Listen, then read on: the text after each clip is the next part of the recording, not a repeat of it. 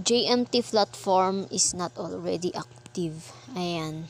Close na po siya as of November 27, 2025.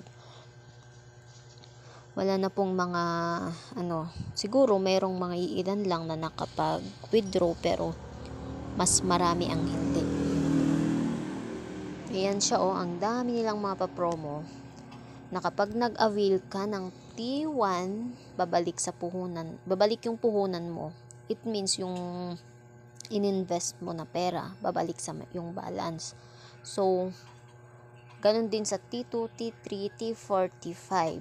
Yun, ang daming naniwala, ang daming nag-upgrade, na kesyo ganito, madodouble account kapag nag-upgrade ka, tapos ang daming nag-invite kasi nga, babalik ulit yung puhunan. So, ayan, isa ako doon, charot. Tapos, ayan may mga red envelope pa sila, lucky draw kapag may kapag nag-upgrade ka, ayan, ma-open mo yung lucky draw, tapos yan, malalaro mo siya, madodouble account, then, basta, ang daming naloko ng JMT na to. Ito siya nung nag-withdraw kami kaninang umaga, kasi ang T1 at T2 Thursday ang schedule. So, nag-withdraw kami kaninang 9 a.m. So, nintay namin ng ilang oras. Ayan, nababahala na yung mga nandun sa GC.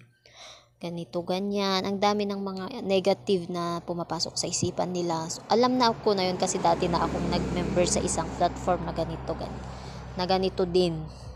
Kaya alam kong ayan, kinahapunan, ayan na siya, processing failed na siya. So, wala na, negative na talaga. Wala nang makaka-withdraw. Pag